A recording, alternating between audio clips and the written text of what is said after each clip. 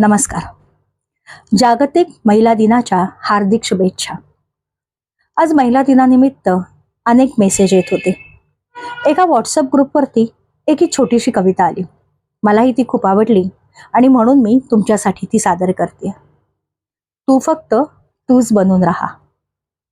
तू फक्त तूच बनून राहा आणि नदी म्हणून वाहत राहा. नी खळखळत झुंजू होत राहील, कोकिळ कुठे गात राहील. तू गंमत म्हणून पहा, पण तू फक्त तूच बनून राहा. जगणं घेईल वळण फार, होईल नागमोडं असणं फार. चढ येतील उतार येतील, खाज कळकेही लागतील अपार. पण तू शांत राहा. तू फक्त तूच बनून राहा. आभाळ अवकाश क्षितिज तुझे, दाटून येतील मेघ तुझे.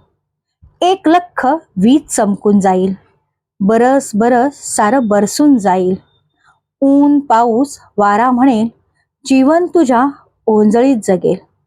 माया देशील अंगार होशील, समुद्र सातही लांघून तू नव्या क्षितिजावर आरूढ होशील. आतून तुझ्या जेव्हा तुला दुर्गा लक्ष्मी साथ देतील, तीच पहाट तू पांघरून राहा आणि तरीही तू फक्त तूच बनून राहा. नाद ऐक, आपल्यातलाच आतील साद ऐक.